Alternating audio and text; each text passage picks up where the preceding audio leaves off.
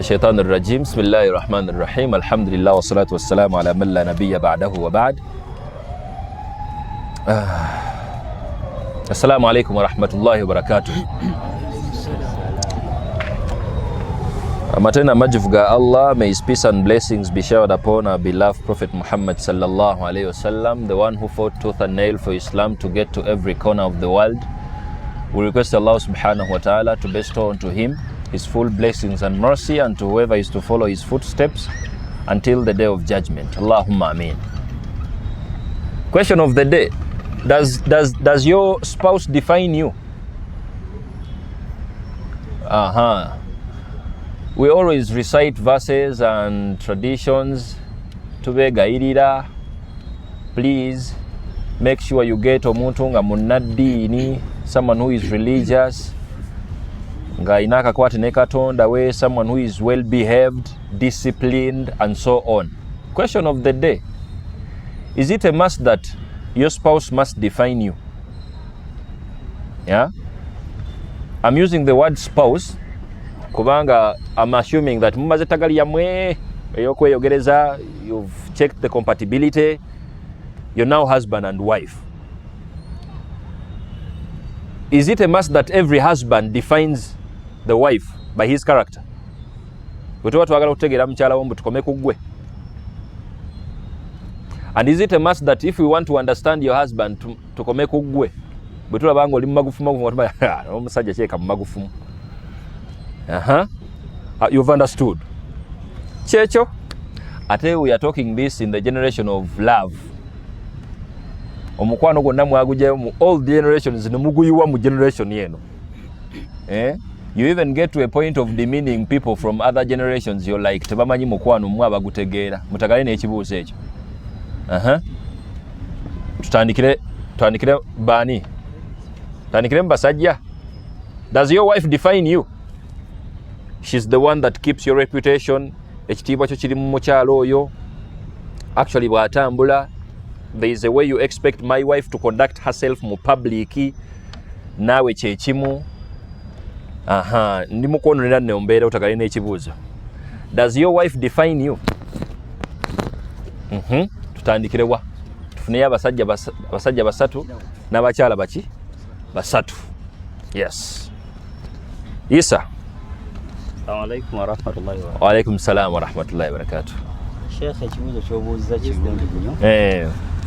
Ekibuuzo ky'obuuziza kibuuzo kirungi nnyo. Naye nze nkinako ansa za mirundi ebiri. Ekisookera ddala, okusula mu galagi tekikufuula mmotoka. Seeka iso inabu hadiisi zezo ziregeja tukisangalanyamu. Okusula mu mmotoka tekikufuula mmotoka. Okusula mu galagi tekikufuula mmotoka. Kiki entegeeza nti Firauna yali musajja mwononefu nga ne Shaitani emutya, naye ate omukyala we nga mukkiriza. Singa tugamba nti nno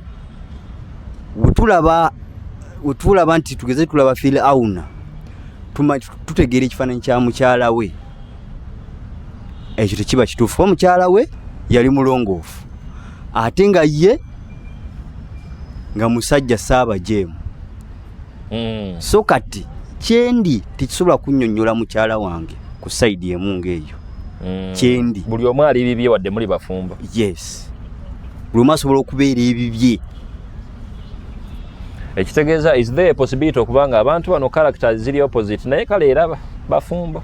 Basobola okuba bafumbo nga balina ekyabagatta nga kiri kimu, ng'ebisigadde babyawula. Yes, ngero bagamba ne bannaye omusajja ono oba omukazi yamugjawa, oba omusajja omukyalo ono abeerawo atya n'ono omusajja. Oba okitegeera? Kuba basobola okubeerawo nga balina ekibagatta oluusi nga just bufumbo, naye nga otudde eno wabweru seka nga buli omu ali bibye. Oluusi bambi nga bakola dde ensobi zaabwe, bagenda amagezi gagenda okudda balina abaana nga 8. Kaate okwawukana ate abaana nga balina kubeerawo buli omu n'amanyirirayo munne baffe bufi nti natomera kyaggwa kituufu. So kati tetusobola kusinziira ku mbeera ya musajja ntudefininga omukyala. Oba okulaba omukyala ebiseera ebisinga osobola nti nno omusajja kube abamu basobola okugamba ku side endala nti omusajja kyali kiraga ekiri ewaka. Omusajja wabeera diso kitegeeza obwa diso buvira ddala waka. Kati ate omukyala ono si yakuuma ekitiibwa kyo Isa? Omukyala asobola okukuuma ekitiibwa kyange singa nange mba ntegeera.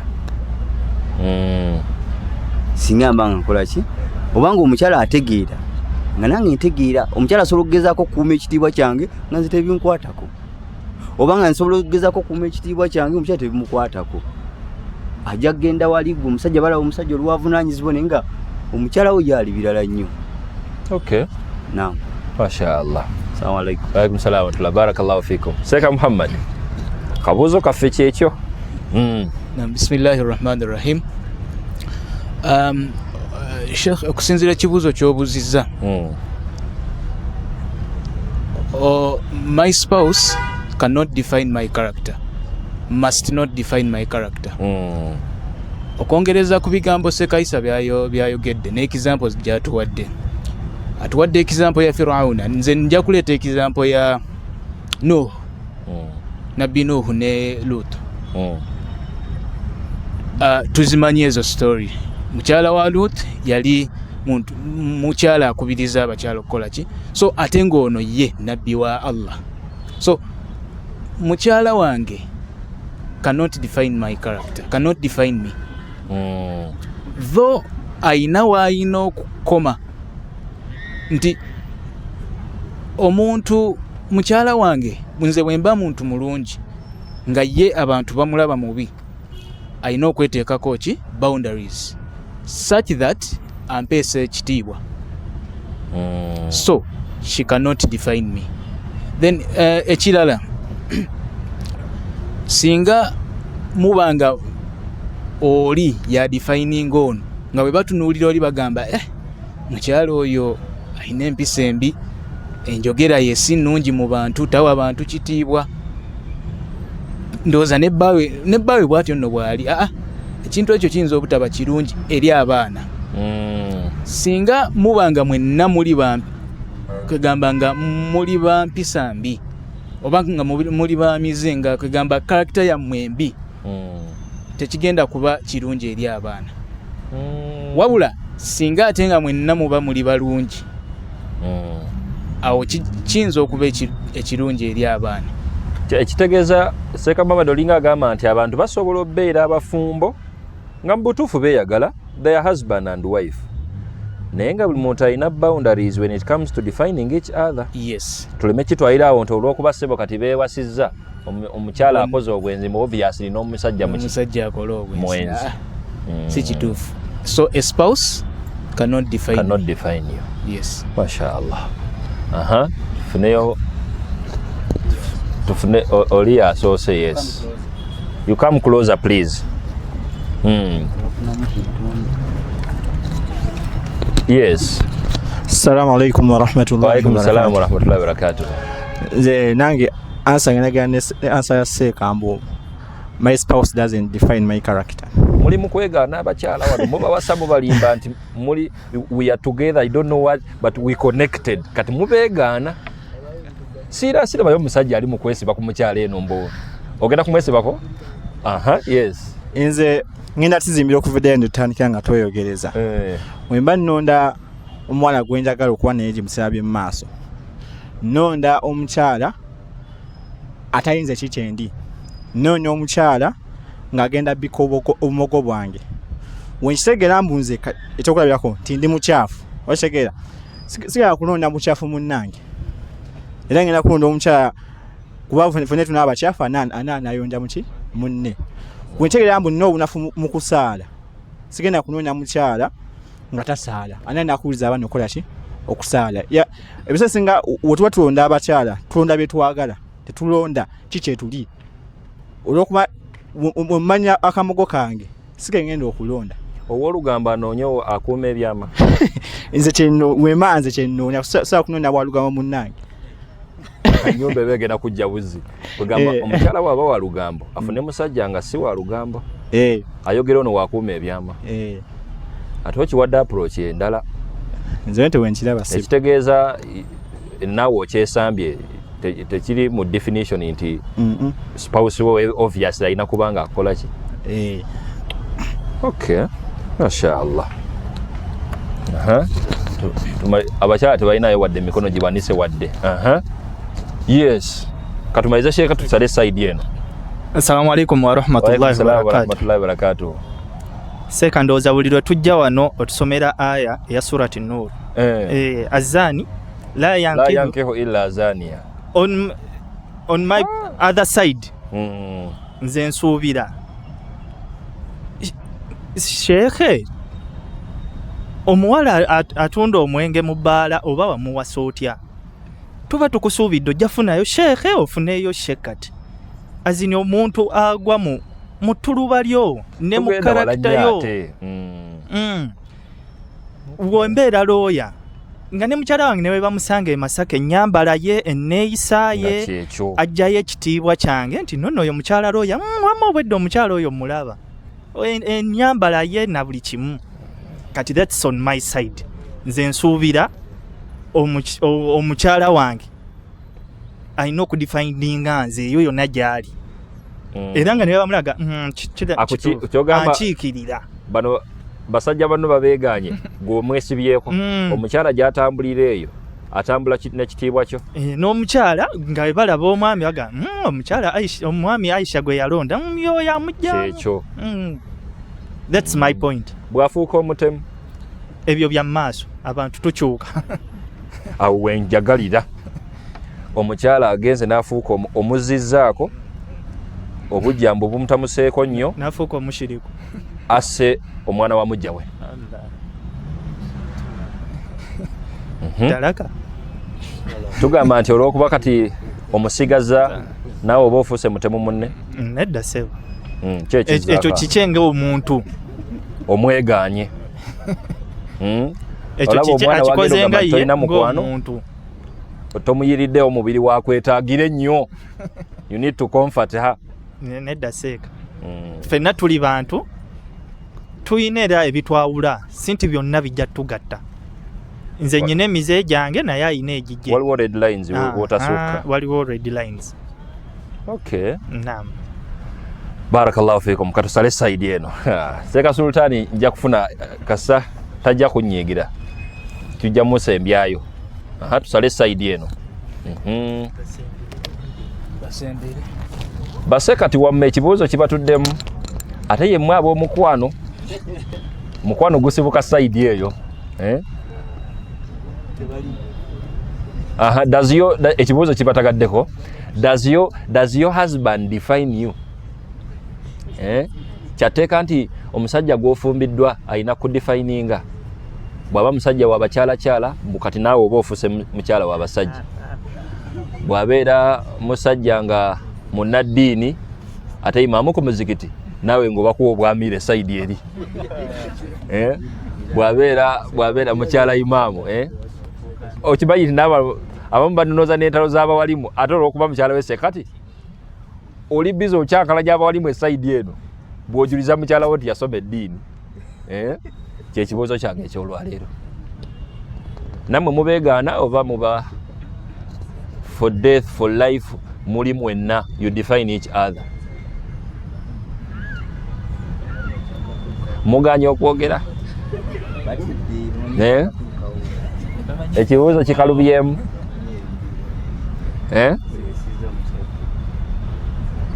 Mwagala kunswaza ngera ntandike kubajjayo bujja kati by force pinpointing ate kati olw'obuyinza obwampe bwa university eno njagala ko sekati Imani avuddeyo mbadde ntandise. Mbadde nange ntandise sekati Imani submission ye eyinza kubeera etya lungamye eggwanga. Does a husband always define a wife? Bismillah. Assalamu alaikum warahmatullahi wabarakatuh. Wa alaikum salam warahmatullahi wabarakatuh. Okay, nze ndowooza yange ngamba omusajja andifininga. Sigenda beegaana wadde nga batwegaanye. Lwansonga omusajja bw'afuluma ewaka n'atambula n'agenda bagenda mutunuuliranga bba wange singa ye ng'omuntu. So he's defining me. Bwafuluma nga ali shabe nga tanyumye, they're going to say mukyala gundi takola ki? Tamufaako. Ekirungi kyawe nanti fe abakyala tugumira bingi. Osobola okufumbira omusajja nga tomanyi nti omusajja mubbi. Naye omusajja agenda nabba ekiro n'akomayo waka ng'okimanyi omusajja wo mubbi. Naye n'okola ki? N'oguma n'ostandinga naye like tosaa muvaamu n'olunaku n'olumu. Noga nti ye mubbi like bibye nga ye omuntu kubanga kyabba kirisa gwe n'abaana bo. Kati bali amadhabu nganga agadi kwegamba ne baba byakuwa bujuliza at least ofulumye ziga noga teyabbye. Yes, noga teyabbye teyabadde ye. Omuyirawo omubiri era ayinza no bayi n'engoye zabbiramu ngezo zo zakubbiramu nga ziri wali separate. Yes. Imani na tuwadde eyo love si ya film sekati imani nganga. Nedda si ya film. Oba kikola ku bubbi bwo kakikolako ne mubatemu. Ije. Wali abakyala nga asobola kubba n'omutemu. Abakyala abaguma kankubulire seeka. Abakyala bagumira bingi asabera n'omusajja nga mulogo. Nenga she's there munanga agamba yoyo Allah gwe yampa. Taina jitasa agamba nti obachi she's there. She submits. Okitegeera. Yes. Atola baba kyala bannet. Nebo batuvaamu. Baba vudde mudda wano nzalise ddo kiraba. Tebana ngaye mukwano gusibuka eno. Kiraba. Atola baba kyala tebamuwakanyizza. Kituufu abakyala bagumira ebintu bingi. Kiraba. Mukyala w'omubbi, mukyala w'omu ate w'omwenzi. Byebimu. Bebanzi kubeera munange. Era abasajja benzi. Enzi. Barakallahu fiikum. Owokubiri ngenda no bajjayo. Mbajjayo. Tewali wateesa. Tweyongeze side eno. Ifa wuli bannaye ifa yatusenda ayine jawhara wuno wano ifa asembere mbadde sinnamulengera ate yategedde ndoza ne yeekweka emabega wa Latifa ifa asembere oteese kazindawo kali wano ingini yagani tekatuuka eri Dawuda kyetuliko olwaleero. Does your wife define you? Ate oli mugole. Does your wife define you? Yonna gyatambulire kati wonna waali kati. Is she defining you? Bwavuma owa boda,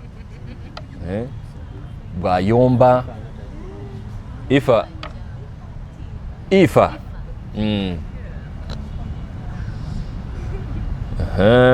ekibuuzo okitegedde? Ogenda kukitegeera, ngenda kukikujjonnyola. Ifa abasajja bano babba mmwe bano baba defininga. Baba defininga mbu. It depends on definition. What you mean by definition? It depends on what? It depends on what you mean by definition. As in you as a person, your character. Your character in that angle. Well, omusajja byakola ebweru eyo babikuweeko copy. I don't think so. I don't think so because it's like is it Lut? Nabi Lut. Yes, the wife was weird. I don't think that defines him as a person. Because he was a prophet. Exactly. So I don't think it defines your character. So kitegeeza buli muntu ali bibye. Yes. Even with the fact that your husband and wife waliwo we mutuuka nga toli ready kutwala tabu ya muntu. True. Because you can't be with like a murderer or something like that. Yeah. So I don't think a person defines you. Your significant other defines you. I don't think so. Yes. Mashallah. Barakallahu fikum. Jawhara ono naye njagala ateese. Ajja kunkyayira bwereere naye. Jawhara bamuwa akazindaalo. Ashiya yabivuddemu olwaleero. Ekibuuzo kyamugezeemu. Yasembayo. Ekibuuzo mbadde manyi kyamugezeeko dda. Ashiya yasembayo side eno. Sultani yasembayo side eno. Assalamu alaikum. Wa alaikum salam wa rahmatullahi wa barakatuh. kakati seeka nze ngamba omusajja akudefininga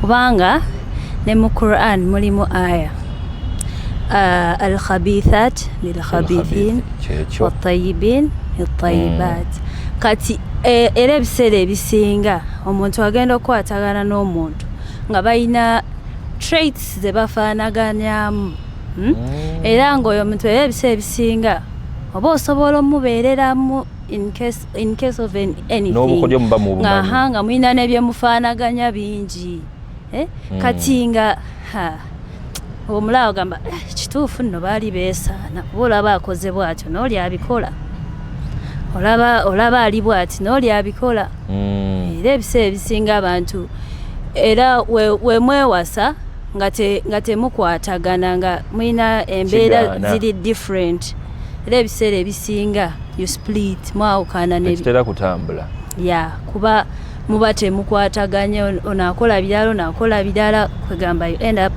kati nze ngamba you define each other even with the fact that husband and wife mukyalawo kyakoze kireflectinga kuggwe era bagamba mukyala wa gundi mwami wa gundi bakisika bakizaayo eyamuwasa amugumiikiriza mashallah barakallahu fikum ashiya mikono kati gitandise okutabuka kiba kitegeeza nti ashiya bw'amaliriza ne sultani n'amaliriza nga njogera ebyange nga tuyingira discussion mangu inshallah. Assalamu alaikum wa rahmatullahi wa barakatuh. Wa alaikum salam wa rahmatullahi wa barakatuh. Nze mu ntesa yange ngamba bwenti omwami wange andifininga mu mbeera ezimu ate nange mudifininga mu mbeera ezimu sisobola kera ku makya kubanga Allah subhanahu wa ta'ala atuteeka mu bulamu bw'abantu for a purpose. It can be a lesson obanga olina kyogenda omugattako or something. Nze nali ndabyeko couples ng'omwami wallahi yali tasaala naye kati nga y'omu kubasalira ku first line ate ng'asaala jama ng'omukyala yakikolako. Yes, tulina kiringa bonagamba nti wealth growth. Omwami wange ayinza okuba yali spending widely, but when I come into his life there is an impact I'm going to put tuzimbe ennyumba within 1 year. Ennyambala yekyuke yali ayambala jini zebi, you know, so there is an impact. There is a way he defines me to an extent. I can't allow my husband to go out of the house ngafana na bubi. Of course words are going to be ne ku office jagenda otuuka bagenda gamba bawali niite na mutazi n'atasobola kuba adde ku ngatto teyamulabye nti yafulumye tasaniridde enviiri. Those are some ways, but however togenda kukwata kkubo. Nze nakuzibwa ewaffe mbuuza abantu ne waba mukozi you say good morning buli omu gw'oyitako ng'otuuka ku office otula butuuzo naye musajja ashiya tabuuza yamanyi ezo character ze. However Allah bw'ansobozesa okumukyusa falhamdulillah ne mulaga ekituufu ekyokukola. That is the importance that takuswaza amugu atyo ashiya abanswaza because if I get someone and say and he or she says that to me bawo no tabuuza, that's when I'll sit. That's when we shall have a couple talk somewhere. I'm going, baby, they told me tobuuza nekyusaamu. Yes. So tasobola butakyusaaga oyogedde bwotyo kati ashayiwe ngamba asobola okujja mu bulamu bwange ng'alina obuze bwe nga nange nina obwange. Fine, abantu basobola okyogerera within 1 year kapa eyo ashiya kino bawa ashiya kino, but however by when time comes nina wengenda omukyusa naye ankyuse mwekyusa. Yes, we define ourselves depending. Yes. Okay. And somewhere we don't define ourselves. Tosanga mogenda kuddeeyo besente za boss bagambe nti ne mukazi wa alabika bba mu office. Ezo mpisa zo wenkugambako nokyusa alhamdulillah. Bw'atakyusa Allah weba tugera kategeeza kyako kategeeza tubeerewo walayi tufe nga waali. Mashallah. Sultani yabasemba seka sultani tujire. Yes. Topic egezze. Assalamu alaikum wa rahmatullahi wa barakatuh. Wa alaikum salam wa rahmatullahi wa barakatuh. Sharif Sultan Masaba. My name is Sheikh. Nze nganzo omuntu kino ekintu nja kitunulira emirundi ebiri. Basekati bano njagala bakuwulire point eyo njagala nze nja kitunulira in two ways. Because what I know, there is a difference between someone's character and their personality. So what I know, omukyala oba omwami asobola okudefininga character ya mkyala, asobola okudefininga character ya mkyala wange at a certain point, oba ina defininga character yange. Naye omuntu tasobola kudefininga personality y'omuntu. It is actually too different. So kyenzikirizamu, she can define my character or maybe I can define her character. Naye ebintu bino ebya personality byo kiba tekisoboka mazima matufu kubanga they are two human beings. Ate teriyo muntu afaanana nga muneseka tugambye wano nti okusula mu garage tekikufuula mu motoka. Ekyamazima kiri nti ku side endala nga Seeka bw'atunnyonnyoddeko wano n'atugamba nti Seeka agambye onagamba nti Firauna yalina omukyala nga mulongoofu naye ate yali musajja mwononefu ng'ensi yonna ekikola. Okyasobola okuba n'omukyala nga wallahi total opposite eyiyo. Kisobokera ddala kubanga what we consider nga bwe twali tusoma wano twali tusoma I think it was the second halak. Who are you question answering that nti bw'omala okutegeera gwani osobola okufuna omuntu gwe mugenda okumakinga naye okusinzira ku social discipline yo biki n'ebisigadde naye ebyo ebintu ebiri personal nti omuntu like personalities z'abantu zo zibeera too different. That's what I believe in. Kati kino ekyokugamba nti Katonda of course ayo sibo gitusomesa wano nti azani la yankeho ila azania ekyo kisoboka okubanga bwe kityo kiri naye ate teweerabira nti waliyo a hadith etukakasa nti ezimu ku dua za nabbi zaatayisanga olunaku nga tagisomye. Mwalimu edduwa egamba nti ya mukalibali kudobi thabbit qalbi ala dini nti emitima gy'abantu giri kunweza Allah agikyusakyusa bw'ati. Okyasobola okufuna omuntu ng'ekituufu omukyala nga mulongoofu ng'era munaddiini nga imaani ekitonya butonya okitegeera naye along the way n'akyuka totally n'akyukira ddala. Kitegeeza nti nono omusajja nti olw'okuba Allah yagamba nti azani la yankihu illa azania nti kitegeeza omusajja ono okuwasa ono omukazi naye yali mwenzi asobola okuba nga yamuwasa oba omukyala nga yafumbira omusajja nga muntu mulamu n'atuuka ekiseera omutima ne gukola ki ne gukyuka n'akyuka. So nze kyemmanyi someone maybe they can define someone's character but personality not personalities. That's what I know. MashaAllah. Barakallahu fikum. Barakallahu fikum. Barakallahu fikum. Rabbi shrah li sadri wa yassir li amri wahlul 'uqdatan min lisani yafqahu qawli. Now I want to prepare my audience today with 3 factors before we even proceed. Factor number 1, please understand that whenever you're going to step in marriage, you're entering marriage with a human being.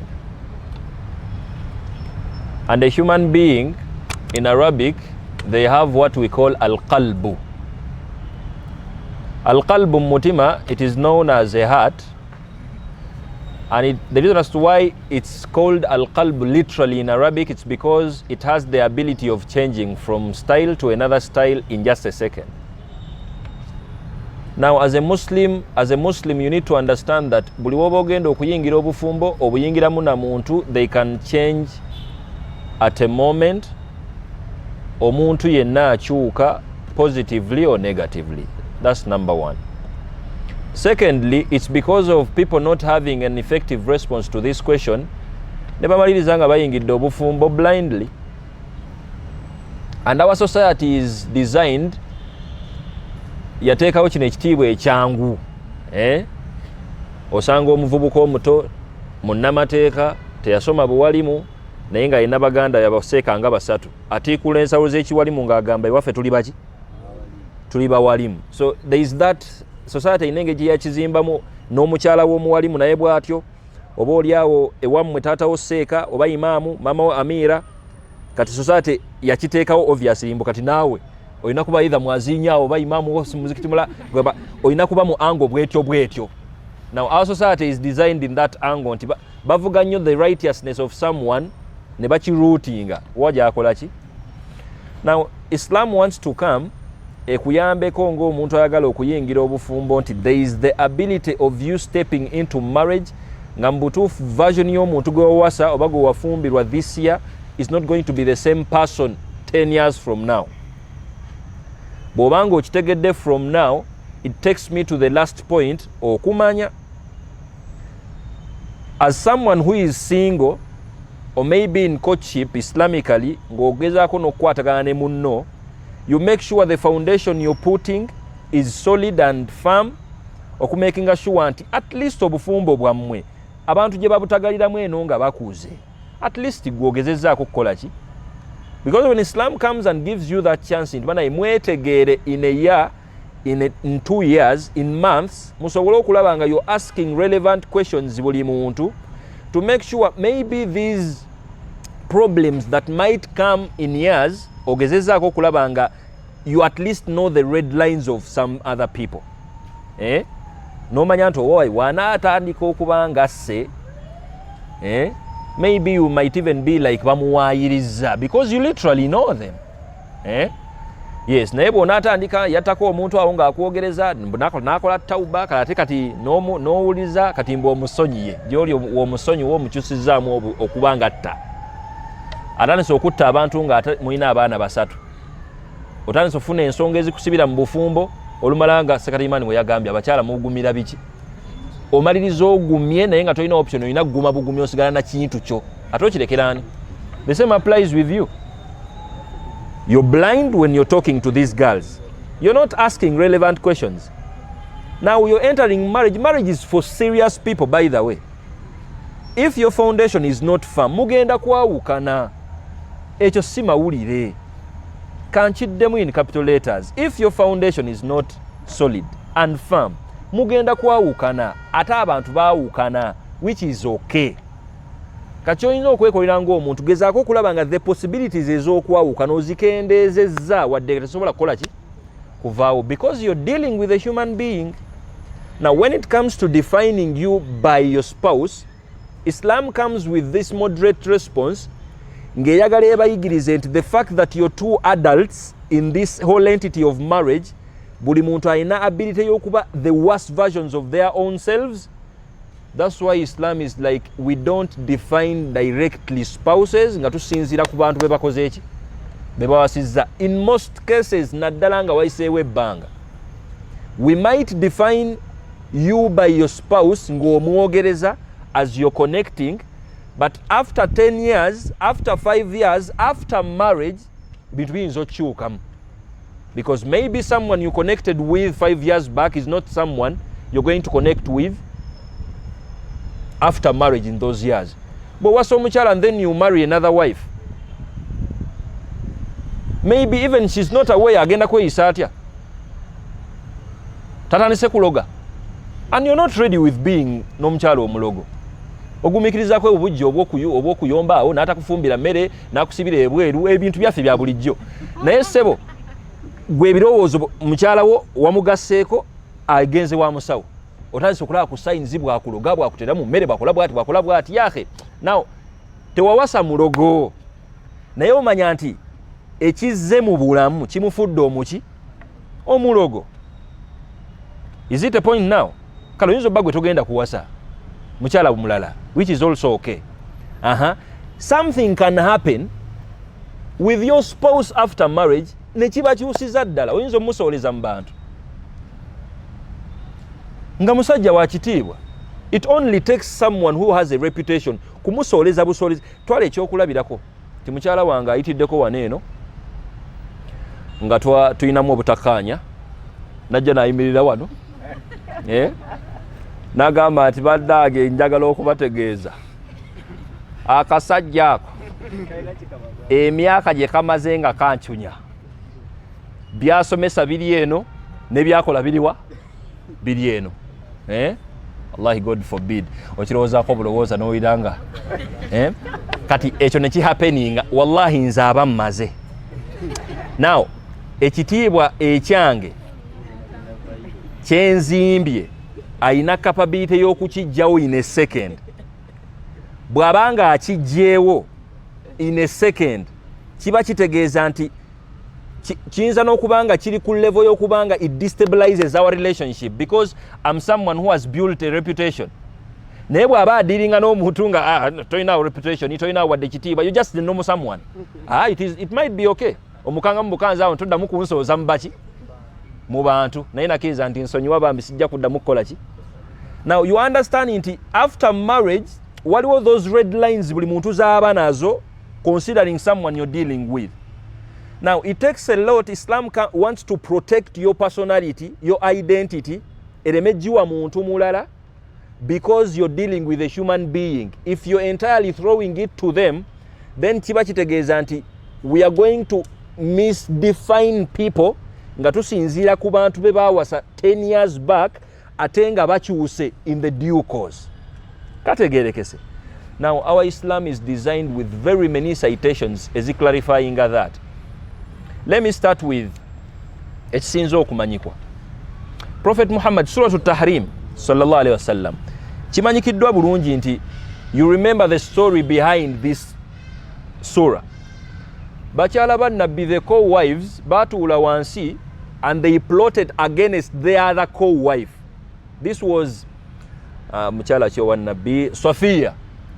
She was a beautiful omukyala nga alina omutaayi omusabiki omuwarabu n'ogw'ekifirika kalanja ako nga bemukamanyi n'enviiri nga kyekyo. She was just too very beautiful. Now Prophet yali ayagala nnyo okubanga agenda ewa Safiya because Safiya was a beautiful lady, not only beautiful mu ndabika naye ne mu conduct nga atalabirira bulungi bbaawe.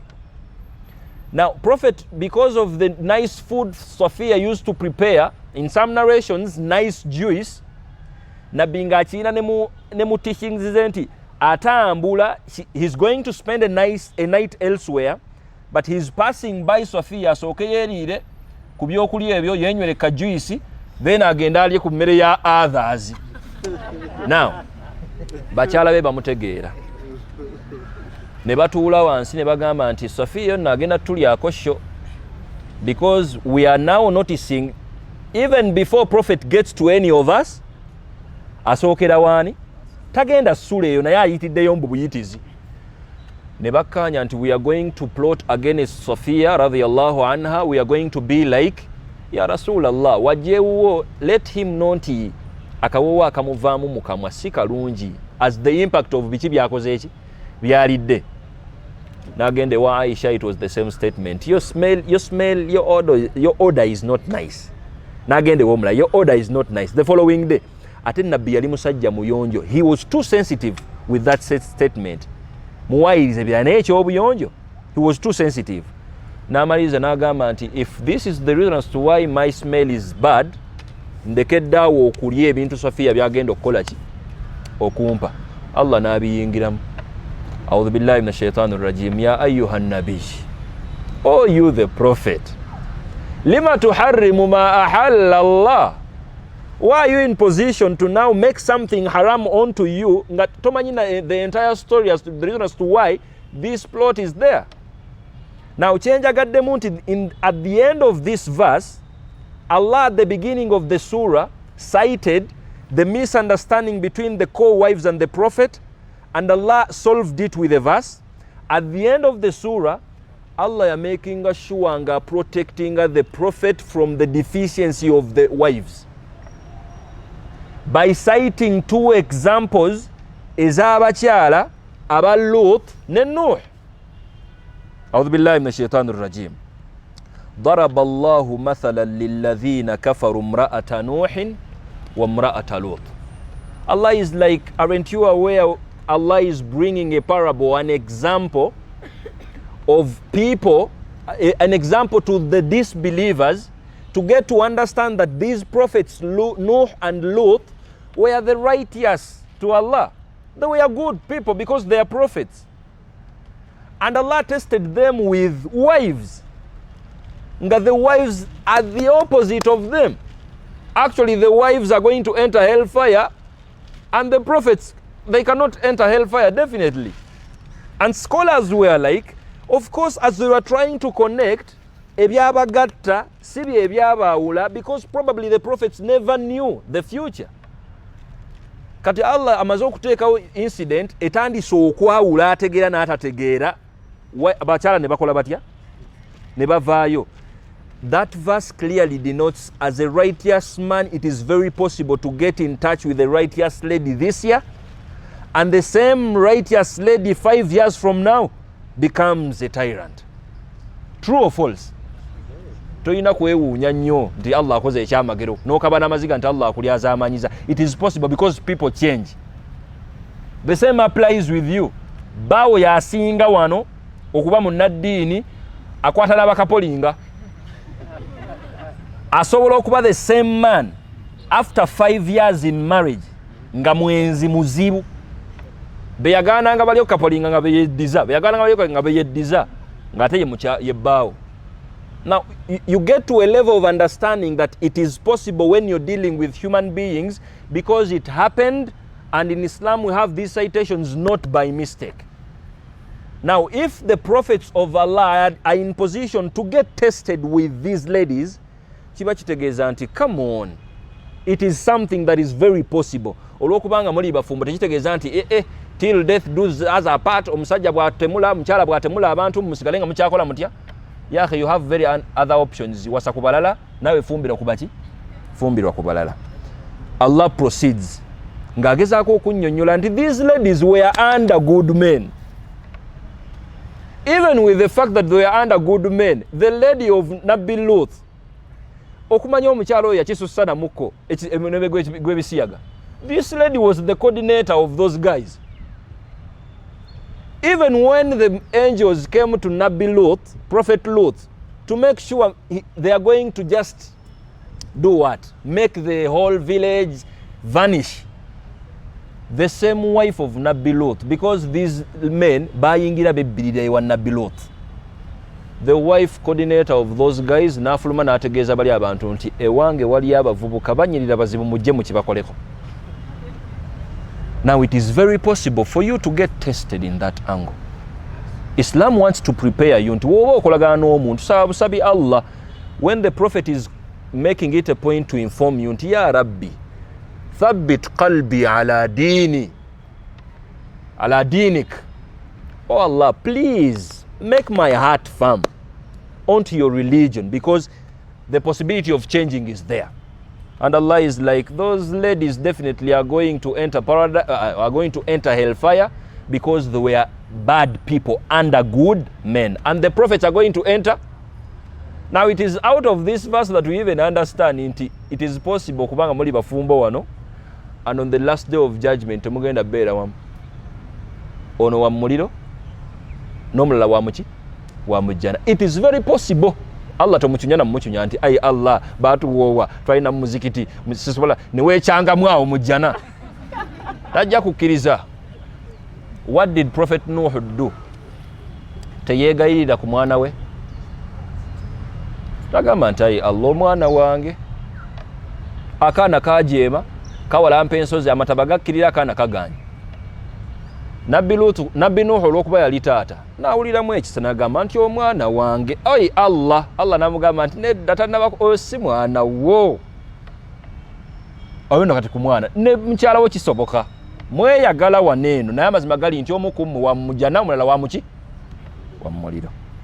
The other verse okumanya Allah tayagala nnyo kwesuubira side.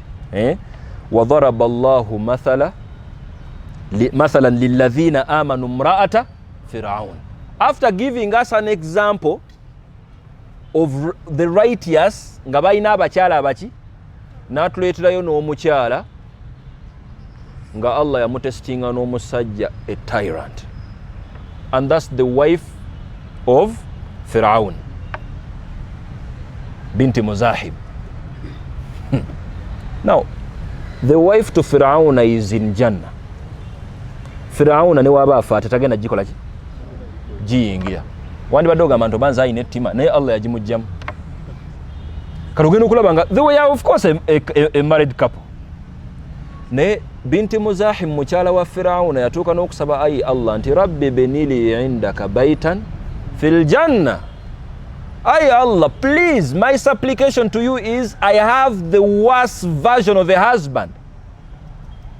I request you to please build for me a house in Jannah. Please make me far away from this man. And definitely as soon as she said that, Allah answered. Asiya binti Muzahima is one of the ladies that are going to enjoy houses in paradise because Allah replied. Now maybe Asiya never knew that Firaun is going to be this bad in years. But then Firaun was that bad. Now Islam wants to give you that background. Olabanga story ziri biri, but Firaun is going to enter hellfire. And Asiya binti Muzahima is someone that is going to dwell in paradise. Isn't that enough for you to understand that please, when you're in marriage, there is that possibility of your spouse changing? When I say changing, njagala muve ku changing za mweze mumanyi. Omusajja oba omukyala engeri gyakyenjizeemu takyakuwa nnyo mbukadde, oba omusajja engeri gyakyenjizeemu takyakuwaananga bwe yakuwaananga. Changing tudde ku change omuzito. Musajja mutemu atandise okutta, omusajja atandise okubba nejjambiya olw'okuba obwavu bumukoze butya, nga tugamba nti no, you understand that okay, abadde muntu era akoze eki akyuse. And that's the version of Islam. Wanajini min alqawmi adh-dhalimin. The lady Asiya was like, oh Allah, please nkusaba n'okusaba nfuule omuntu ali ewala nnyo from this whole society eri full of unfairness, full of injustice. Society yani. Now that was a wife requesting Allah to put her far away from her husband. Wandibadde olowooza nti n'omukwano gwa generation eno mulinga bagamba nti abedda baali tebeyagala, mukati mwe abategere nnyo omukwano. You get to a point of believing in love with blindness. Omukyala mubbi yakulagirawo nti mubbi, nogaa kasita mweyagala. Naye Allah n'agamba nti sibalinaako buzibu ate sikola bya magero, mwewase. Mwewasizza. Wayiseewo emyaka 10 omukyala yennyini aplotinze ofe. Kati naye weewuunya. Abakyala bazibu, abakyala bazibu, abakyala ababbi b'omulembe, wamulaba naawe. The same applies omusajja mubbi. Omusajja muyaaye. Ayina amabanja ku society omuwanga ye wonna. Just baamunoonya, balemeddwa omufuna, bali kumpi kuba gwe kati. Kubanga kati wamufumbirwa omukola ki? Omulaba. Weegumya n'omukwano ogwo.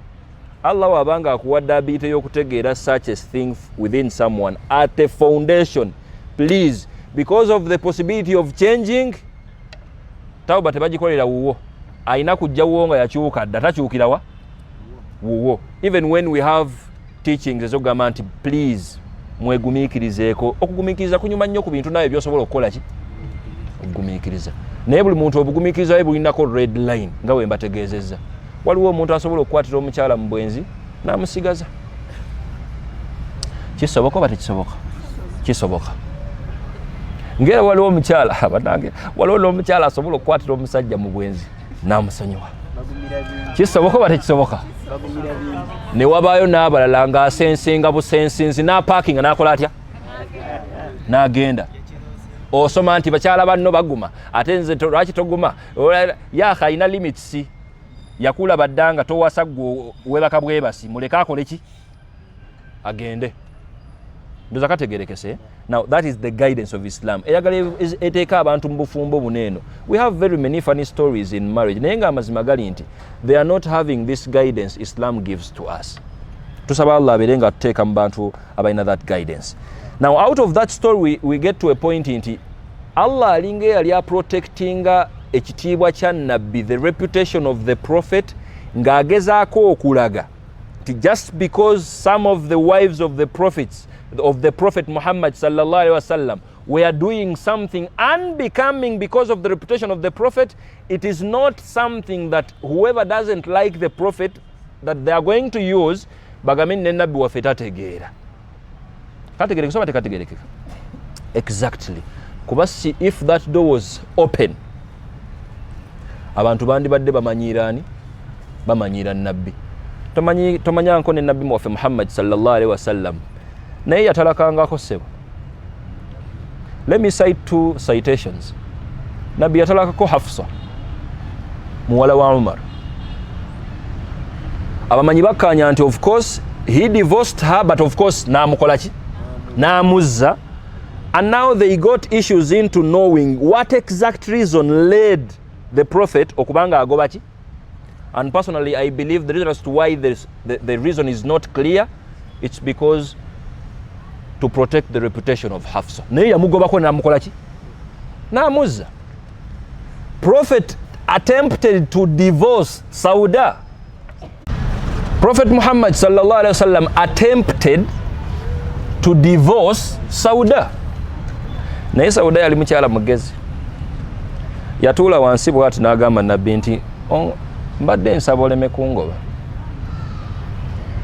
Okuva munna abakyala w'abakkiriza ojonzijeyo nfuuka omuntu wa bulijjo ng'ate n'emyaka gino gigenze. Please don't divorce me. Instead of divorcing me, one of my days, it is okay. I'm giving out my day to Aisha. It is okay. Instead of coming to me, you go to Aisha. Mukategedde akwate ku mukategedde. Okitegeera. But that is the Prophet we are talking about. Eh? Now who are you as a man to get to believe nti sebo nga bwe wasizza toyinayo kabozi kakwawukana paka wewefiira nga sigwe yatone dunia eno. It is possible munnange musobola obutakolagana n'omukyala nga n'omukyala obutasobola obutakolagana nani katolabanga kapo yaffe ey'obusiraamu abagenda okuyingira obufumbo. You're not going to enter marriage nga muzimbidde ku ekyo based on unreality. Tugamba nti nedda. That possibility is there because you're dealing with a human being. The other issue is, it is the same reason people give as they are choosing righteous partners.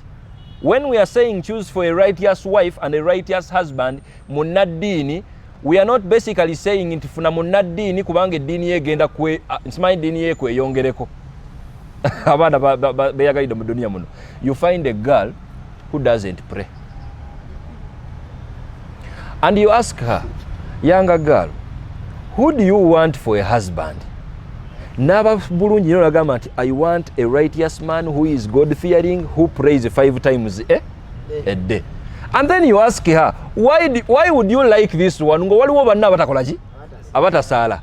Nagamba nti now if I'm lazy in praying and I don't want to pray subuhi, I want this man that is going to wake me up for subuhi and nemereko because my iman gets down and my iman does what? Yeah, you have your problem. Your religious situation has nothing. Allah bw'aba kubuuza ebibyo bawo tabiriimu. Buli muntu akolera ajja naye. Allah bw'aba kubuuza ku bibyo mukyala otakola ki? Okunoonya omukyala asomye eddiini nga gwe bw'otagalira eri ojja kweyingirira omuliro gwo omukyala waayingire muki? Mujjana. Kubanga kisoboka. Some men are good at manipulating our young girls. Akaana kalungi keekumye kannaddiini osadde wano wiiki namba mu investingamu ne muhala kojja akuwasizza owasizza omwana waffe. Omwana emyaka 2 naawe okupretendinga okukooye ozuukuse mwezi mulamba subuhi tokikola nke emyaka 25 ozuukuse emyezi 2 subuhi ekiro omukyala naye ayizo bbanga wa imani nga n'ekiro akuzuukusa alowooza nti mweguddeko muli basaaze ba kiro. Omukyala akutama oddayo ku default otandika obutakola ki? Obutasaala. Ng'owoza yensonga lwaki mukyala wange nakofuna because I knew she no yatugamba we look for a wife who is religious because that wife if they are religious she is a mother to your kids ate naawe abasobola okuza okusaawo ku makyawo. That is a lot of hard work. Mwine ebizibu byammwe eby'obufumbo toyongerako diini ya muntu ate. That's why we are like funa omusajja nga alina ku ddiini nga naawe olina kuki? Bw'omuba nga you're nominal Muslims, now it is okay. Get your fellow nominal person, your Hajara and your Hussein. Mutambule. Mwena temusala, it is okay. Temusala, temwina kyatu kya ddiini, you're just nominal. Obufumbo bwe mujja kutambula because mwekoze mutya? Mweguddeko. If you want to get someone religious, Islam eyagala ekutegeke nti no spouse is going to define the other in front of Allah when it comes to religion. Buli muntu alina tabbu ye. Tewali walla wagenda gambira nti because you had this righteous woman kankutunulemu. Teri. Tewali wona wagenda gambira nti olwokuba bbawo yali muwalimu.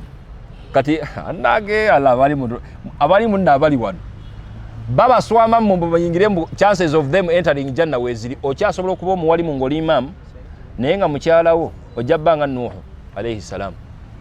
Ayi Allah mukyala wange nga simulengera. Allah ogambe nti mukyala yali akologa tomanyi okumwagala okwennyo. It is the impact of dogo. Katainawo kyakolayo mu jjana ali eri mu banne. Tusaba Allah aleme kututuusa ku bigezo ng'ebyo. Now the religion kyekyo eddiini tezimbiddwa ekikuleetera okuprioritizing omuntu w'eddiini akusanga ogirina because you're going to connect easily waba naye agikola ki agirina. Tetufuna muntu wa ddiini nti twezimbe like twezimbe bwakwongerako naye bwomwongerako bwakwongerako. It is too tiresome. Basajja mwemba buulira. Marrying a girl who is not staunch, who is not a serious Muslim, bwe weegumya nti olw'okuba omanyi osomesa Quran, you're even going to teach her. You have your own problems. At least beera sure nemba muyombye ajja genda asaale subuhi aleme bivaamu. Those families are there. Muyombamu nga abafumbo mb'omusajja azize eswala. Actually omugamba abantu balina katemba mu nsi muno. That is a family balina n'abaana. Muyomba muko katono wemuti. N'omugamba habi. Oba lwaki oba kyamuyita na habi. Habi. Sawa yeswala etuuse mbadde esabo gye tusaale. N'asigala ku ssimu mbwakulumya. Mbwakulumya takoze eki. Tasadde. Mwannyinaze nno wandibadde weefaako. Kinyuma nnyo okuba nebbaawo mu jjana. Allah akulazeeko nti olwo tolina gy'omutwala. Mutwale mu madalasa. Sooka onobemu awo omusajja ddengulu. Toli musomesa wa swala nti otandike muyigiriza swala awo wa. Obufumo olina abaana ab'okulabirira toteeko n'okusomesa bbaawe swala. N'omukyala nno kyekimu. Basajja banno bwe baba nga balina ebizibu ne bakyala baabwe gwe weeraliikirira ddogo. Kuba naawe okimanyi nti mukyalawo kati yanyiize. Tagenda kusaala n'abaana bagamba nti temubisaalayo kimulume. N'abaana bagaana ate bajja wuliriza maama waabwe. Kati mbwe duniya ekukyankanyeeko nnyo. Mind about your foundation please. I've always told you this in sikukaka bino nga nabbi waataabitukaka. But that guidance is there. Use it effectively. If you don't use it, life will always teach you the hard way. You don't want to start a family with someone who is unserious to that level. Sheikh ati yasomye wano aya nti at-tayyibatu lit-tayyibin. Bulijjo nkibagamba waneeno the approach esinga okunnyumiramu eyo verse nti Allah yalinga agamba nti abantu abalungi and the filthy ones like baconnecting amangu because they have a lot in common, a good and good. In a sense, even when you marry a wife, a lady nga mubi, olugendo lwo terunaba kuggwako, you can still divorce her n'ofuna omukyala omulungi because you're going to get attracted to your fellow good this side. The same applies with you. Maybe you were unserious as a youth, otomedde omusajja, loss. The verse is like, because you're a good lady, tayyiba, you've invested in being good, Allah tasobola kuvaamu, you will still have a nice good man in the journey. Ono bw'omugoba n'oleeta omusajja omulala najja n'akukola ki? N'akuwasa. Now that is assurance. Allah jayagala otuwa with this. Now as Muslims we get to understand all these approaches. Religion has to be understood in that angle. Same mentality crosses over to marriage. Because your spouse is righteous, it doesn't automatically make you righteous too. Righteous, I mean, empisa ze, eddiini ye, enneeyisa ye. It is possible kubanga enneeyisa zo ziri totally different ku nneeyisa za mukyalawo. Kisoboka bati kisoboka? Maybe you're a husband who is phlegmatic in a way you're in control of your emotions. Tochamuka nnyo, aye tosalawo nnyo kubanga olowooza, you're in control of your emotions. Tosunguwala, aye tochamuka. You're just there. Kitendo nkirungi kya musajja. Yes. Kubanga oyina kubanga you're in control of your emotions. Obusungu buyitiridde, beerawo bwotyo. Ochamuse, beerawo nno bwotyo. Strive in life like that. Naye nga mukyalawo the opposite of that. Nga bw'aba achamuse ajja kugaba buli kimu mu nnyumba. Bw'aba anyiiza ajja kubyasa. Kisoboka tekisoboka? Yes. So with that approach you just get to understand nti bannaye musobolera okwawukana.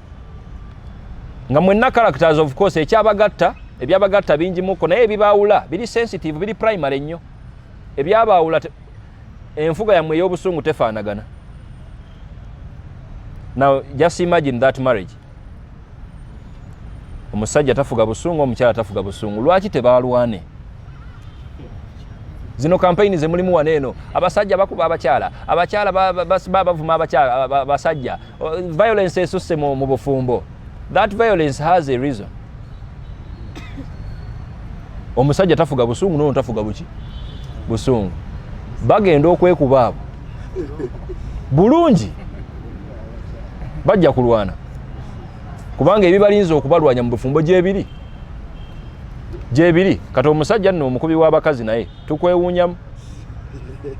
At least omukyala abuleka abeere nga tafuga busungu naye gwe. Fulume waka ogende. Nywaka wa ne basajja banno. We shall find an episode here.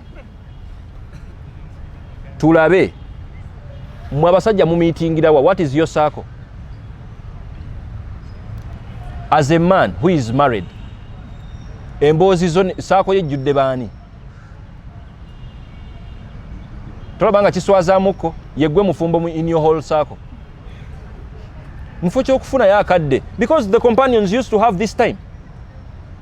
Aren't you aware about these narrations? Olwamalanga Isha, actually Isha olusi Isha yawanvuwanga mukko nga bali ku mboozi zaabwe ng'abantu. Discussing family issues, society issues, owulire ekiva kuwa. Now you know the story that happens before, like when Umar was approached by a Sahaba.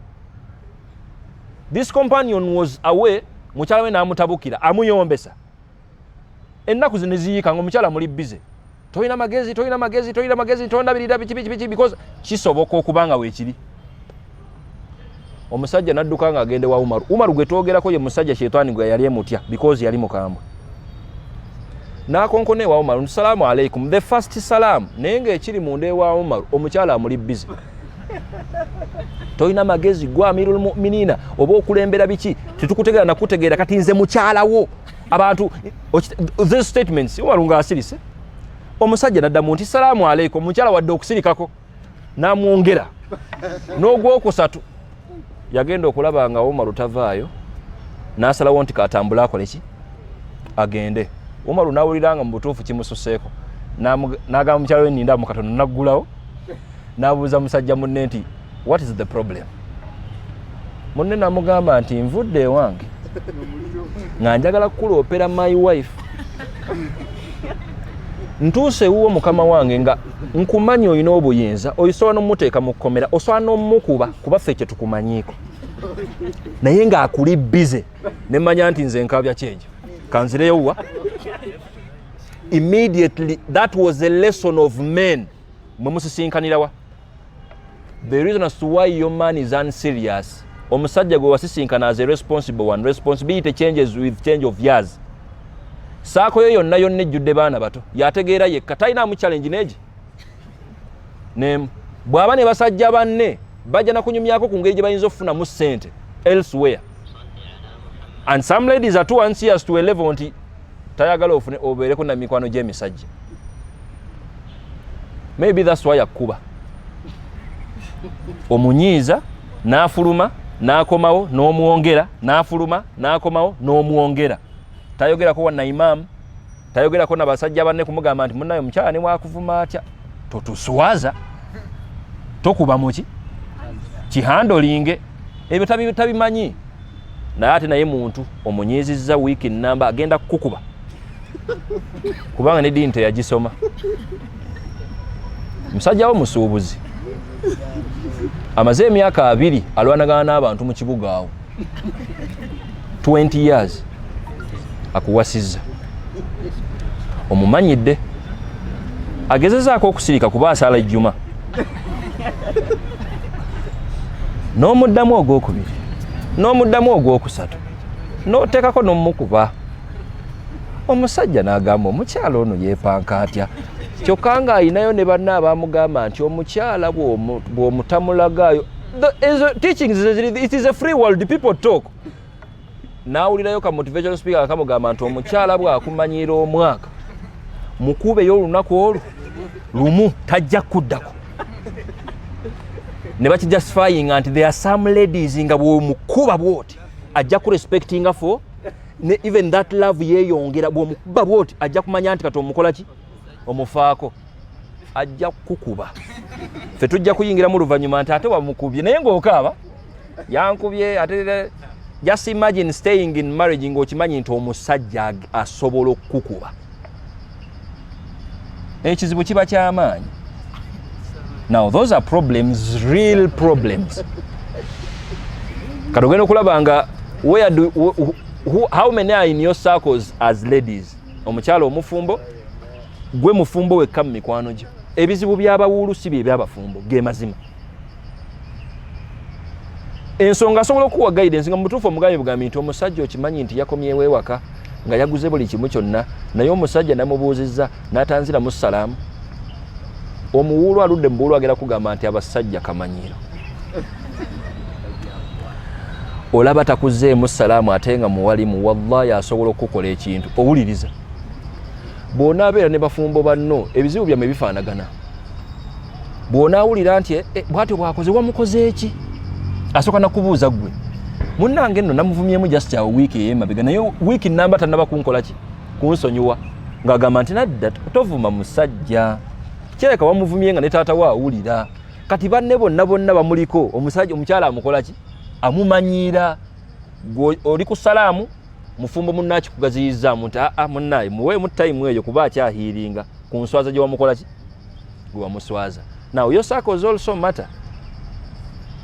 When you get married tizigambe nti mwejjeeko ku bawuulu kuba kizibu abawuulu bangi naye funayo ku banno at least emboozi zammwe zikole zitya zisaanagaye. Abawalimu naffe tulinamu abawalimu bannaffe betunyumyamukko nabo emboozi zaffe ez'ekiki ez'ekiwalimu n'ez'ekiwalima ezitali zammwe ate ne balloya balinayo ezaabwe ne buli kabinya kalinayo bayinjiniya balinayo ezaabwe. Immwe abafumbo yeggwe mugezi ategeera banno. Tusaba Allah abeere nga atuwa that understanding. Now when it comes to defining, as I'm winding up, that is also something. Our Creator definitely judges everyone independently. Newe tubanga tuli bafumbo. The good news is if you're good people and you stay good people even when you die, idkhulul jannata antum wa azwajukum tuhbarun. Allah is like muyingire jana ne babba bammwe ne bakyala bammwe and enjoy because you invested a lot into being good people here. Naye kisobokera ddala okubanga temugenda yingira jana mwenna because of maybe musajjawo mulogo mukasirise. Kisoboka tekisoboka? Emyaka gy'omaze naye 2 kubanga odiringana muntu mukulu tonaba kuzuula nti mulogo. Ate abasajja abalogo bategeererawa. Toyinawo bategeera omukyala no wandi mutegeera nti nga ayina byakutegaatega biki ebyo naye omusajja omulogo akeera n'afuluma n'alogerako ebweru n'akomawawa. Otuuka mu jjana Allah omugamba nti ayi Allah nga siraba bba wange. Allah yakuwa amawulire nsaba onsonyiwe naye bbaawo tabangako munno. Musajja yali mulogo nga aloga abantu ndaba nga tasobola bba mu jjana naani. Olaba Allah bwakutonderayo omusajja omulala kuba gye bali babalinzi kyekimu naawe. Maybe the reason why you love your wife a lot akuloga. Omwagala ebitategerekeka akubba naye ate omwagala akuswaza naye omwagala wadde omubuulirirako ne batuuka n'okugamba nti omukyala nga bannaaye akamanyiro kasusse otuuka okwefiira owoza tewamutalaka nga oli mu dduniya obwanja Allah nti Allah mpa ku mukyala wange n'agamba nedda baaba nno nkutondeddeyo abalala oli yali mulogo teyakola ki kati nga tonaakwecangira mu jjana nti bannaaye Allah atulyaza amaanya tatuwa abantu baffe. That is a possibility. Saba Allah aleme tuteebya abantu baki. As I'm winding up, bannaaye let's be sensitive when we are connecting with our people.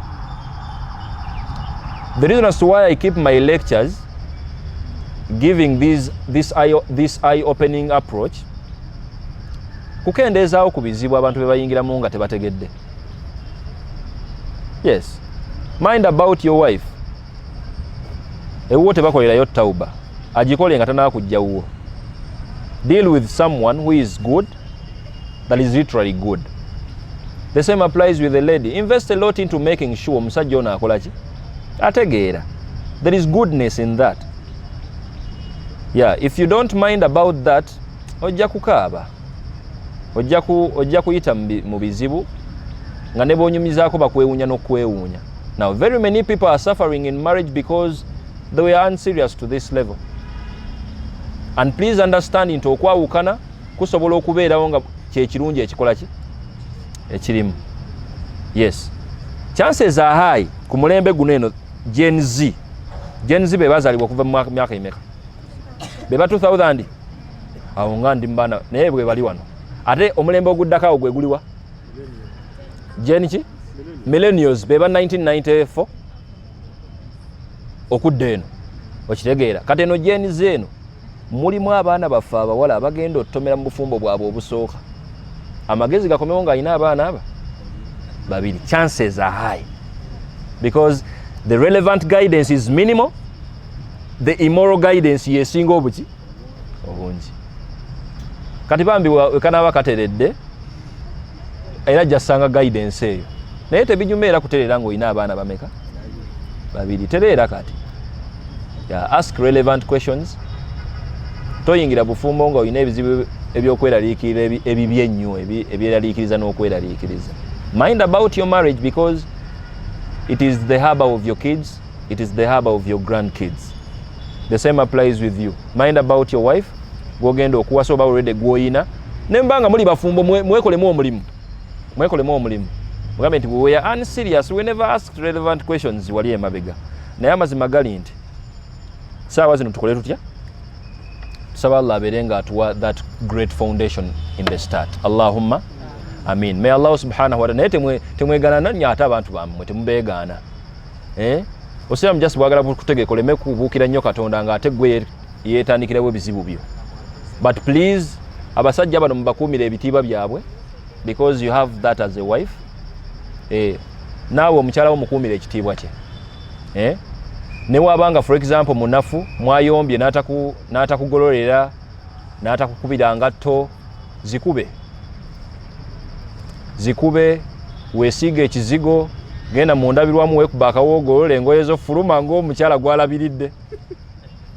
Bakuwaane n'okuwaana nti omukyala ng'akufaako togamba nti gwe yagolodde oswaza abakazi. Mugambe barakallahu fiikum omukyala anfaako naye nga mwayombye wiiki ezi muli mu lusirika gwakikolako oba omukumidde ekitiibwa oba nedda? Don't you need that man? Mulinga batagenda kuyomba mmwe? Mugenda kuyomba, that's a deal. Mugenda kuyomba, mugenda kufuna mu butakwatagana ate onyiige nga tofumba. Yes, because when you marry a man atakuba, you have a chance of not okufumba aleme kukuba era tojja kufumba kuba okimanyi tagenda kukuba. Era kyakola omusajja waffe wano tumuyigiriza nti bw'oba tofumbye osobola n'obutafumba bambi ng'oli lubuto ng'ozitoye nga tolina kyogenda kukola. Omusajja ono akuswaza olw'okuba gwe wafa ku ssente, buli amuwaana ebweru yeeyogerako nti wiiki 3 nze afumba. Mukyala gyali lwaki omukyala bana mbu muzito alina omwejo takola ki? Ebizibu bya kisajja guma daaga n'effumbiro eryo emyezi 9. That's a version of man that is really responsible.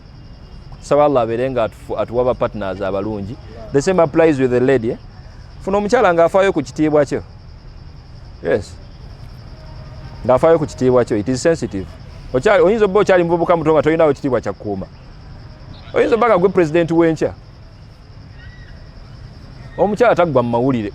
Kubyamu akafaani nga pulezidenti wa Uganda in 50 years from now. Ne Walamiggo in 50 years from now. President wa Uganda in 50 years from now acyankalanyemu ne mukyala we. Mukyala wali mba bloggers.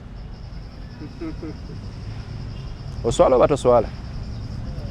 Ekyo kisobola okumalako emirembe ng'omusajja even with the fact nti olina amaka agateredde. It has nothing to do with your income. It has nothing to do with your... Osobola okusigaza ng'oyingiza nga bw'oyingiza naye ekitiibwa kyokka abaana bo bakulaba batya. Do you know what it means okubanga abaana boozaala gwe boozaala bakimanyi tobaagala kubanga mama we yabagamba tobaagala.